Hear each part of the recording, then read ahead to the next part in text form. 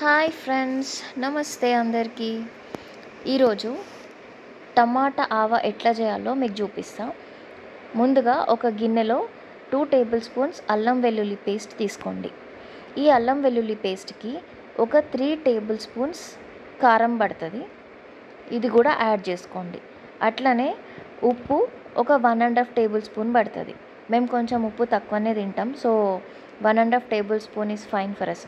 1.5 tablespoon ఉప్పు add చేసుకున్నాక కొంచెం పసుపు యాడ్ చేసుకోండి ఇదే మిక్స్చర్కి. ఇది మిక్స్చర్ని కొంచెం పక్కన పెట్టుకోండి. ఇప్పుడు ఒక 4 టమాటాస్ తీసుకోండి.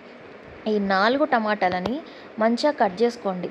మీకు ఏ సైజులో కావాలంటే, ఏ షేప్లో కావాలంటే అట్లా కట్ చేసుకోండి. నేను ఇక్కడ ఇంతకుముందు చూపించినట్టు సర్క్యులర్ షేప్లో కట్ చేసిన. ఇప్పుడు స్టవ్ మీద ఒక గిన్నె పెట్టుకోండి, లేదంటే ప్యాన్ పెట్టుకొని స్టవ్ ఆన్ చేసుకొని దాంట్లో ఒక 3 to 4 టేబుల్ స్పూన్స్ ఆయిల్ వేయండి. ఆయిల్ వేసిన తర్వాత మంచిగా జీలకర్ర, ఆవాలు కూడా వేయండి.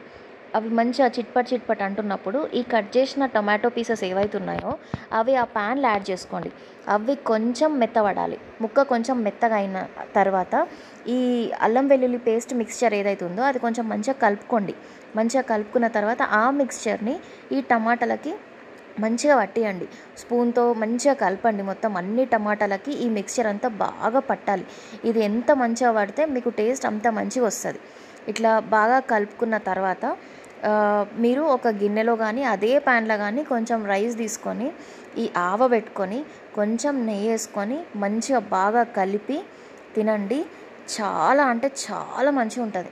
మీరు యాక్చువల్గా ఇదైతే ఒక 7 to 10 days నిల్వ ఉంటుంది.